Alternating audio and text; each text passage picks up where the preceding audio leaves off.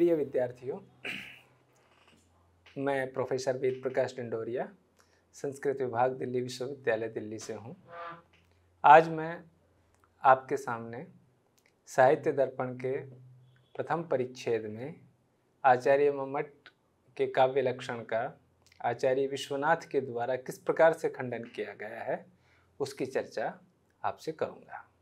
जैसा कि आप जानते हैं कि आचार्य विश्वनाथ ने साहित्य दर्पण के प्रथम परिच्छेद में अपने से पूर्ववर्ती आचार्यों के मतों का विश्लेषण किया है। अगर हम खंडन की दृष्टि से अगर बात करें तो आचार्य विश्वनाथ ने आचार्य मम्मट, आचार्य कुंतक, आचार्य भोज, आचार्य आनंदवर्धन और आचार्य वामन के मतों का खंडन किया है। तो आज हम आचार्य विश्वनाथ के द्वारा आचार्य मम्मट के काव्य लक्षण का किस प्रकार से खंडन किया है उसकी चर्चा करेंगे। आचार्य मम्मट का जो काव्य लक्षण है, तददोषो शब्दार्थो सगुणो अनलंकृति पुनः क्वापि। अगर इस पर विचार करें तो इसमें तत् जो शब्द है वो काव्य का वाचक है, अर्थात तत्काव्यम। तो काव्य क्या है? तो कहते हैं कि शब्दार्थो काव्य। शब्दार्थो यहाँ पर विशेष्य है, तो शब्द और अर्थ मिलकर के काव्य होते हैं। अब वो कैसे शब्द और अर्थ मिलकर के काव्य होते हैं, तो आचार्य मम्मट ने वहाँ पर तीन प्रकार के विशेषणों का प्रयोग किया, तीन विशेषणों का प्रयोग किया है, और वो है अदोषो, सगुणो, अनलंकृति पुनः क्वापि। तो कुल मिलाकर के ये कहा जा सकता है कि आचार्य मम्मट के द्वारा काव्य लक्षण जो कहा गया है उसमें तीन वाक्य बन सकते हैं: अदोषो शब्दार्थो काव्यम, सगुणो शब्दार्थो काव्यम और अनलंकृति पुनः क्वापि शब्दार्थो काव्यम। अगर अदोषो शब्दार्थो काव्यम की चर्चा करें तो आचार्य विश्वनाथ कहते हैं कि यह अदोषो पद ठीक नहीं है। क्यों ठीक नहीं है? तो आचार्य विश्वनाथ मम्मट से कहते हैं कि आप काव्य का कोई उदाहरण हमारे समक्ष प्रस्तुत कीजिए। आचार्य मम्मट की ओर से एक काव्य का उदाहरण प्रस्तुत किया जाता है। न्यक्कारो ही अयम एव में यद अर्यः तत्रापि असो तापसः सो अपि अत्रैव निहन्ति राक्षसकुलं जीवत्यहो रावणः धिक धिक शक्रजितं प्रबोधितवता किम कुंभकर्णेन वा स्वर्ग ग्राम टिका विलुंठन वृथोच्छुनै किमेभिर्भुजै। ये जो पद्य है इसमें रावण वक्ता है। जिस समय राम की सेना ने लंका पर आक्रमण कर दिया था उस समय रावण को लगता है कि अपमान ही है यह मेरा कि मेरे कोई शत्रु भी है, अर्थात मुझे रावण के शत्रु हैं, यही मेरे लिए बहुत बड़े अपमान की बात है। उससे ज़्यादा अपमान यह है कि तपस्वी मेरा शत्रु है। कोई बहुत बड़ा राजा होता, कोई स्वर्ग का राजा होता शत्रु, तब तो थोड़ी देर के लिए विचार किया भी जा सकता था, लेकिन एक तपस्वी मेरा शत्रु है, ये मेरे लिए अपमान है। उससे भी ज़्यादा अपमान की बात यह है कि वो यहीं पर आकर के राक्षस कुल को मार रहा है। और आश्चर्य इस बात का है कि रावण अभी तक जीवित है। फिर वो कहता है कि मेघनाथ को भी धिक्कार है, कुंभकर्ण को भी जगा करके क्या मिला, और स्वर्ग रूपी एक छोटे से गांव को लूट करके मेरी भुजाएं व्यर्थ में ही फूली हुई हैं। प्रिय बच्चों, अगर यहाँ पर देखा जाए तो विश्वनाथ की दृष्टि से यहाँ पर विधेय विमर्श दोष है। इस श्लोक में विधेय विमर्श दोष है। अब आप कहेंगे कि विधेय विमर्श दोष क्या होता है? तो विधेय विमर्श दोष जो होता है उसमें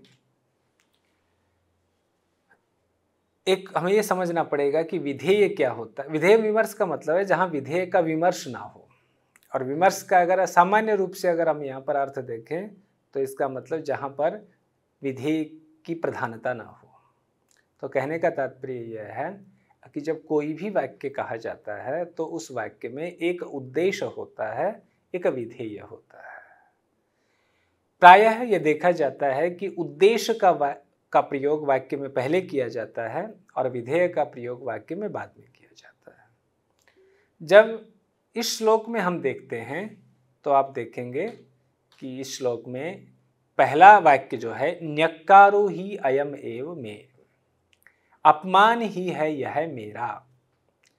न्यक्कारो ही अयम एव मे, होना तो ये चाहिए था कि अयम मे न्यक्कारः एव, यह ही मेरा अपमान है। तो कहने का मतलब है कि यहाँ पर जो अयम पद है वो उद्देश्य है और न्यक्कार पद क्या है, विधेय है। तो सामान्य वाक्य संरचना में यहाँ पर अयम पद का प्रयोग पहले होना चाहिए था क्योंकि वो उद्देश्य है, और न्यक्कार पद का प्रयोग बाद में होना चाहिए था क्योंकि वो विधेय है।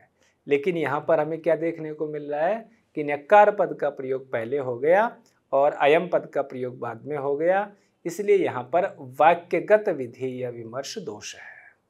ध्यान देना, दो प्रकार के विधेय विमर्श दोषों की यहाँ पर चर्चा की गई है, एक वाक्यगत विधेय विमर्श दोष, एक पदगत विधेय विमर्श दोष।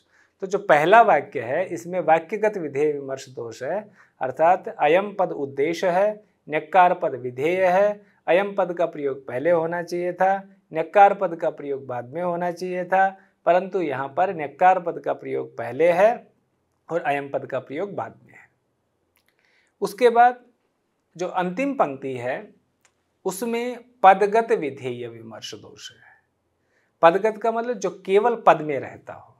अब वो किस कारण से हुआ है, तो वस्तुतः कोई भी वाक्य होता है उसमें विशेषण जो है वो प्रमुख होता है, विशेषण की प्रधानता होनी चाहिए, विशेषण को प्रमुखता मिलनी चाहिए। लेकिन हम यहाँ पर देख रहे हैं स्वर्ग ग्राम टीका विलुंठन वृथोच्छुनई, यहाँ पर वृथा पद विशेषण है लेकिन वो किस में आ गया है, समास में आ गया है। तो समास में आने के कारण यहाँ पर पदगत विधेय विमर्श दोष हो गया है। तो जैसा कि आचार्य विश्वनाथ यहाँ पर कहते हैं, अस्य श्लोकस्य विधेय विमर्श दोष दुष्टतया काव्यत्वम न स्यात्। इस श्लोक में विधेय विमर्श दोष होने के कारण काव्य नहीं है। प्रत्युत ध्वनित्वेन उत्तम काव्यतास्य अंगीकृता, जबकि आचार्य मम्मट ने तो इसको ध्वनि होने के कारण उत्तम काव्य माना है, तस्मात् अव्याप्ति लक्षण दोष है। इसलिए यहाँ पर क्या दोष हो गया, अव्याप्ति लक्षण दोष हो गया। अब यहाँ पर प्रश्न होगा कि अव्याप्ति लक्षण दोष क्या होता है। तो अव्याप्ति लक्षण का दोष मतलब ये है, अव्याप्ति लक्षण दोष का मतलब ये है कि जो लक्ष्य के एक भाग में लक्षण का न रहना अव्याप्ति दोष कहलाता है। जैसे कि आप कहते हैं गो कपिलत्वम, गो कैसी होती है, कपिल वर्ण की होती है। तो ये सच है कि गो कपिल वर्ण की होती है, लेकिन गो श्वेत वर्ण की भी होती है, गो श्याम वर्ण की भी होती है। तो इसका अभिप्राय क्या हो गया कि जब आप गो कपिलत्वम कहते हो तो इसका मतलब है गाय के किसी एक अंश में ही वो लक्षण घटित होता है, सभी अंशों में वो लक्षण घटित नहीं होता। तो कुल मिलाकर के जब आप न्यक्कारो ये अयम एव में इस संपूर्ण पद्य को जब आप काव्य के उदाहरण के रूप में प्रस्तुत कर रहे हैं और इसमें दो स्थलों पर, एक जगह प्रथम चरण में इसमें वाक्यगत विधेय विमर्श दोष हो गया है और अंतिम चरण में पदगत विधेय विमर्श दोष हो गया है, तो दो स्थलों पर दोष होने के कारण यहाँ पर अव्याप्ति लक्षण दोष माना जाएगा। इसलिए ये काव्य का उदाहरण नहीं हो सकता। क्यों नहीं हो सकता? क्योंकि आपने अपने काव्य लक्षण में अदोषो शब्दार्थो काव्यम रखा हुआ है, तो आपके अनुसार ये काव्य का लक्षण नहीं हो सकता। अब यहाँ पर मम्मट का कोई अनुयायी इस बात को कह सकता है कि संपूर्ण श्लोक में तो दोष है नहीं। यहाँ तो देखा जाए तो प्रथम चरण में कुछ स्थल पर दोष है और अंतिम चरण के एक पद में दोष है। तो ऐसा कर लेते हैं कि जिस अंश में दोष है उसको हम काव्य नहीं मानेंगे और जिस अंश में दोष नहीं है उसको हम काव्य मान लेंगे। तो विश्वनाथ कहते हैं कि ननु कश्चिद एव अंशो दुष्टो न पुनः सर्व एव इति चेत, कि सारा ही अंश दूषित नहीं है अपितु कुछ अंश दूषित है। तरहि यत्रांश दोष है सो अकाव्यत्व प्रयोजक है। इसलिए जहाँ पर दोष नहीं है, जहाँ पर दोष है वो अकाव्य का प्रयोजक हो जाएगा, और यत्र ध्वनि से उत्तम काव्य प्रयोजक है। और जहाँ पर दोष नहीं है, इसका मतलब जहाँ पर ध्वनि है वो क्या बन जाएगा, उत्तम काव्य का प्रयोजक बन जाएगा। मम्मट आचार्य विश्वनाथ कहते हैं कि ऐसा नहीं होता। क्यों? क्योंकि अगर आप ऐसा मानोगे तो एक तरफ दोषत्व वाला पक्ष अपनी ओर इसको खींचेगा, दूसरी तरफ निर्दोषत्व वाला पक्ष अपनी ओर से खींचेगा, तो लास्ट में ये न काव्य रहेगा न अकाव्य रहेगा। और इसी बात को आचार्य विश्वनाथ अपनी भाषा में कहते हैं, इति अंशाभ्याम उभयतः आकृष्यमाणम इदम काव्यम अकाव्यम किमपि न स्यात्। अर्थात दोनों पक्ष अपनी अपनी ओर से इसको खींचेंगे तो ये न काव्य रहेगा न अकाव्य रहेगा। अब यहाँ पर विश्वनाथ एक बात कहते हैं कि सुनो, कोई भी दोष होता है वो काव्य के किसी एक अंश को दूषित करता है, ऐसा नहीं है। न च कमचित एव अंशम काव्यस्य दूषयंत श्रुति दुष्टादयो दोषाः। तो कहता है फिर क्या होता है, तो कहते हैं किम तरहि सर्वम एव काव्यम। अर्थात कोई तो दोष होता है वो काव्य के किसी एक अंश को दूषित करता हो, ऐसा नहीं है। अगर वो दूषित करेगा तो संपूर्ण अंश को ही दूषित करेगा। तो कहते हैं कि ये कैसे पता करोगे, आखिर एक मानक क्या बनेगा, मापदंड क्या बनेगा कि कौन सा दोष है वो काव्य को किस अंश में दूषित कर रहा है, किस अंश में नहीं कर रहा, कहाँ दूषित कर रहा है, कहाँ दूषित नहीं कर रहा। तो विश्वनाथ उसके लिए एक पक्ष रखते हैं। वो कहते हैं कि काव्यात्म भूतस्य रसस्य अनअपकर्षकत्वे तेषाम दोषत्वम अपि न अंगीक्रियते। कि इसमें एक चीज है कि दो दोष होता है वो काव्य को बहुत सारे अंशों में दूषित कर सकता है।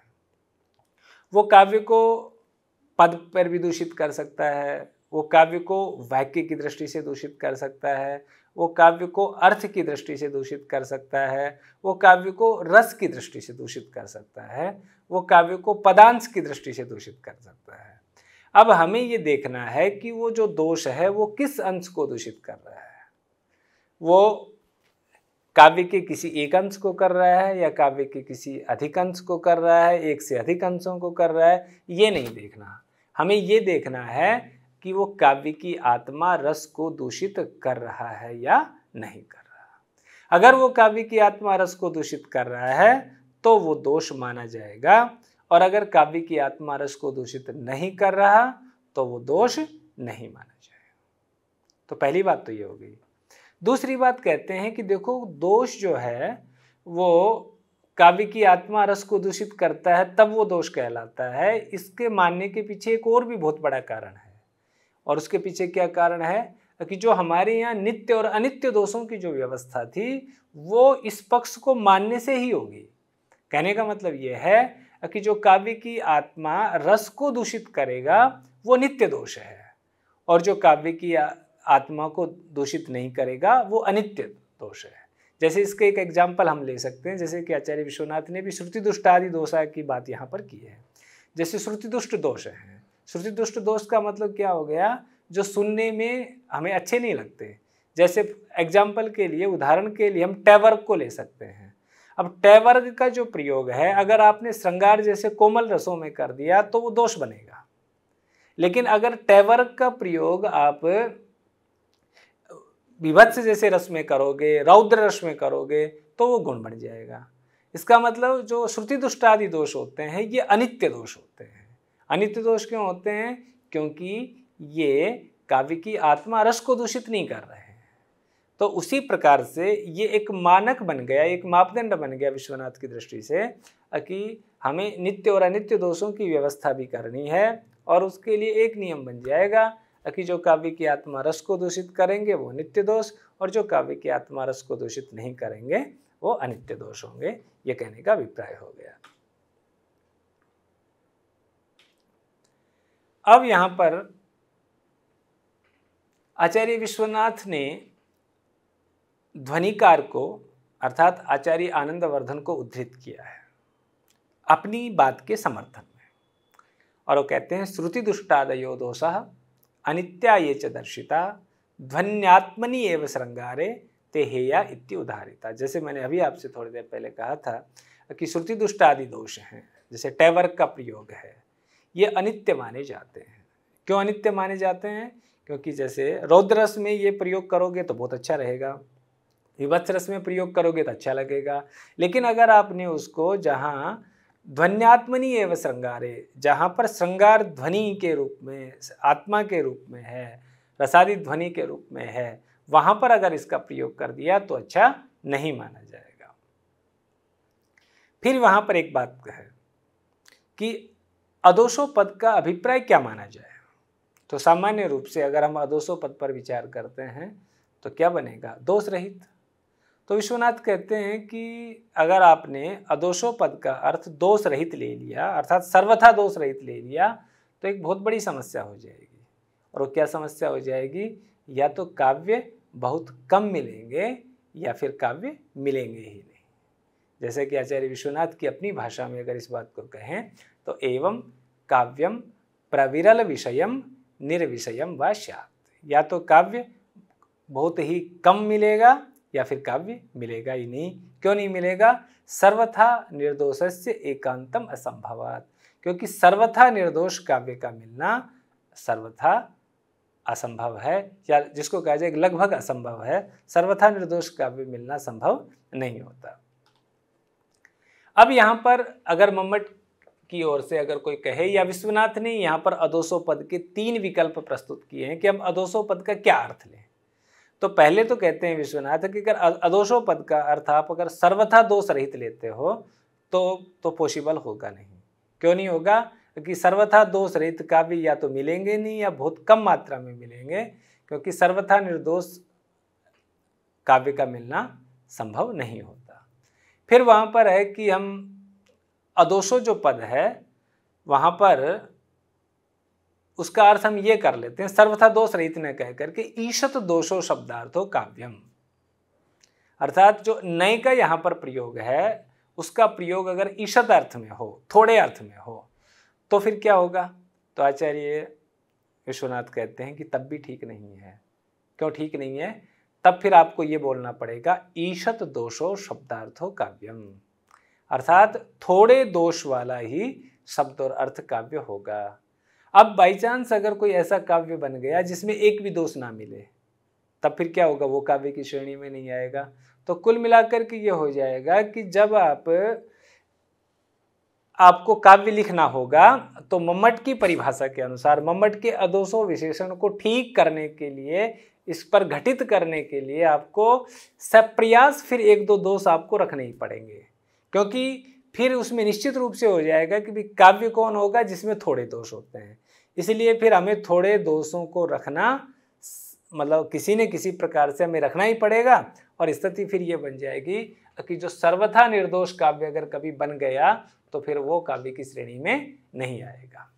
अब यहाँ पर ये कहते हैं कि चलो हम ऐसा करते हैं कि इसका भी एक दूसरा विकल्प प्रस्तुत करते हैं।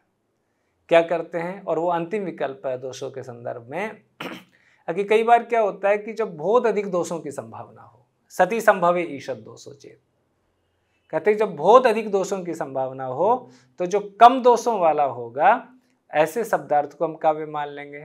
तो कहते हैं कि बात तो फिर भी वैसी की वैसी रह गई, अर्थात जब बहुत अधिक दोष जब काव्यों में प्रचलन में हो, तो जब आपने थोड़े से दोष वाले शब्दार्थ को काव्य मान लिया, इसका मतलब सर्वथा निर्दोष जो है वो तो अब भी काव्यत्व की श्रेणी से में नहीं आ पाएगा। इसलिए विश्वनाथ कहते हैं अंत में एतत् अपि काव्य लक्षणेन वाच्यम, ये भी आपको काव्य लक्षण में नहीं कहना चाहिए। और फिर वो एक लोक का उदाहरण लेकर के आते हैं विश्वनाथ, और वो कहते हैं कि रत्नादि लक्षणे कीटाणु वेदादि परिहारवत, जिस प्रकार से हम किसी रत्न के बाजार में जाएं, रत्न की शॉप पर जाएं और उससे हम कहें कि ये रत्न कितने का दे रहे हो, और फिर उसने एक प्राइस बताया, और जैसे ही हमने उसको ध्यान से देखा तो उस रत्न पर कुछ निशान बना हुआ था, और जब फिर हमने विचार किया या शॉपकीपर से जब हमने बात की तो पता चला कि ये कीड़े के काटने का निशान है। तो हम तुरंत उससे कहते हैं कि भाई इस रत्न के पैसे कम करो, जो पैसे आप मांग रहे हो उतने पैसे नहीं देंगे, हम उसको कम करा देते हैं। अब वो भी जैसे शॉपकीपर इस बात को जानता है, हो सकता है कि उसकी दृष्टि में आज तक ना रहा हो, तो वो तुरंत कहता है कि ठीक है मैं इसके पैसे कम कर देता हूँ। लेकिन रत्न तो अभी भी रत्न है, उसका रत्नत्व नष्ट नहीं होता। हाँ, उसकी प्राइस में कमी हो गई, उसकी उपादेयता में कमी हो गई। तो ठीक यही सिद्धांत काव्य के संदर्भ में लागू होता है। अगर किसी काव्य में दोष हैं तो जरूरी नहीं कि वो दोष पूरी तरह से काव्यत्व को नष्ट करने में समर्थ हों। तो कैसे होते हैं वो? रत्नादि लक्षणे कीटाणुवेदादि परिहारवत। जिस प्रकार से कोई कीट है वो रत्न जो है उसको खा जाए तो रत्न के रत्नत्व को नष्ट नहीं कर पाता, अपितु रत्न की उपादेयता में कमी कर देता है। ठीक उसी प्रकार से अगर दोष काव्य में आ जाते हैं तो वे काव्य के काव्यत्व को नष्ट नहीं कर पाते, काव्य की उपादेयता को कम कर देते हैं। और इसी बात को विश्वनाथ ने कहा है, नहीं कीटाणु वेदादयो रत्नस्य रत्नत्वम व्याहंतुम ईशाः। अर्थात जो कीट का जो वेद है, कीट का जिस प्रकार से खाया जाना है, वो रत्न के रत्नत्व को नष्ट करने में समर्थ नहीं होता, अपितु उपादेय तारतम्यम एव कर्तुम, अपितु उसकी उपादेयता में तारतम्य कर देता है। उसी प्रकार से तद्वत् अत्र श्रुति दुष्टादयो अपि काव्यस्य, उसी प्रकार से यहाँ श्रुति दुष्टादि भी काव्य के संदर्भ में होते हैं, ये कहने का अभिप्राय है। तो कुल मिलाकर के क्या निष्कर्ष निकला इस बात का कि कीटाणु विद्धरत्नादि साधारण्येन काव्यता दुष्टेषु अपि मता यत्र रसाद्यनुगमय स्फुट है। अब पूरे अदोषो जो पद है, उस अदोषो पद को अगर हम एक दो वाक्यों में समझना चाहें, निष्कर्ष रूप में समझना चाहें, तो आप ये समझ लीजिए कि जिस प्रकार से अगर कोई कीड़ा है, उसने रत्न को कहीं से किसी एक हिस्से से खा लिया है, तो रत्न अभी भी रत्न है, उसकी प्राइस में कमी हो जाएगी, उसकी उपादेयता में कमी हो जाएगी। उसी प्रकार से अगर कोई काव्य जो है, अगर किसी काव्य में कोई दोष आ गया है, तो हमें ये पहले विचार करना पड़ेगा कि वो दोष किस प्रकार का है। क्या वो दोष रस की आत्मा, काव्य की आत्मा रस को दूषित कर रहा है, अथवा वो विधेय विमर्श जिस प्रकार का दोष है, श्रुति दुष्टादि दोष की तरह से है। अगर वो काव्य की आत्मा रस का अपकर्ष कर रहा है तब तो वो दोष है। अन्यथा अगर वो काव्य के किसी एक अंश को दूषित कर रहा है तो वो काव्य की उपादेयता में कुछ कमी कर सकता है, लेकिन काव्य की काव्यत्व में कमी नहीं आएगी, काव्य का काव्यत्व बना रहेगा, ये कहने का अभिप्राय है। और इसी बात को दो पंक्ति में कहा है, कीटाणु विद्धरत्नादि साधारण्येन काव्यता दुष्टेषु अपि मता यत्र रसाद्यनुगमय स्फुट है। कि जहाँ पर यत्र रसाद्यनुगमय स्फुट है, जहाँ पर रस की अनुभूति स्फुट रूप से हो रही है, जहाँ पर रस की प्रतीति ठीक से हो रही है, वहाँ पर कीटाणु विद्धरत्नादि, वहाँ पर कीड़े के द्वारा खाए गए रत्न आदि के समान दुष्टेषु अपि मता, दोषों के रहने पर भी काव्यता मता, वहाँ पर काव्यता, दुष्टेषु अपि काव्यता मता, वहाँ पर दोषों के रहने पर भी काव्यता मानी जाएगी, ये कहने का मतलब है। तो कुल मिलाकर के ये कंक्लूजन हो गया कि आप ये देखिए कि काव्य में रसादि की अनुभूति हो रही है या नहीं हो रही। अगर काव्य में रसादि की अनुभूति आपको अच्छे से हो रही है तो दोष जो है वो काव्य की उपादेयता में तो कुछ तारतम्य कर सकता है, लेकिन वो काव्य के काव्यत्व को नष्ट नहीं कर पाएगा, ये यहाँ कहने का अभिप्राय है।